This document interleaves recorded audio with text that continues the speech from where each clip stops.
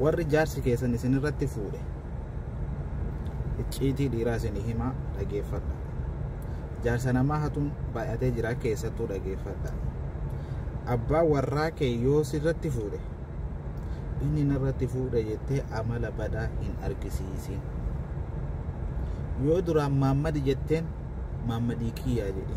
Yoo duraan maqaa waamte, yoo duraan xixaa waamte abbaa Ibaluu kiyyaa, abbaa Iftuu kiyyaa, abbaa Farahaanii kiyyaa jedhii waam.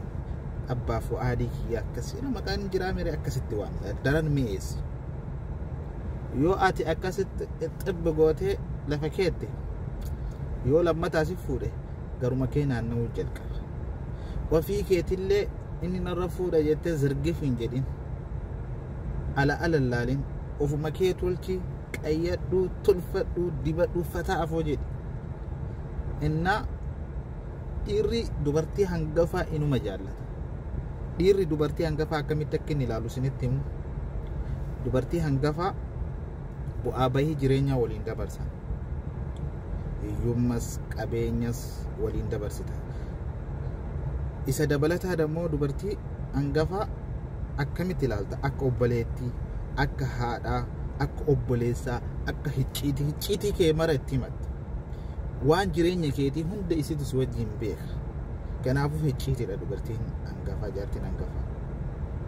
Kan ammoo kan godhuu danda'u sihi mataa keeti. Inni sirratti narratti fuudha jette qabeenya kiyya naa qoodi akkasii jennaan sirrii miti. Ollaa keessanitti ilaala abbaan warraa irratti fuudhee jaartii lammataa fuudhe san dhiisee mana hangafaatitti ka deebi'e hin jiru. Lolaan isinii fakkaate qabeenya kiyya naa qoodi jetteetii miti. Achi deemtee icciitii ofii maatitti himatteetii miti. Jaalalaan xibba goote deeffatte. Dubartii namni kan dabalatee fuudhuuf waa lama waa sadii fuudhuu danda'a sirratti fuudhuuf. Tokkoffaa amala keetu badaadha. Ittiin si adabuuf sirratti fuudha.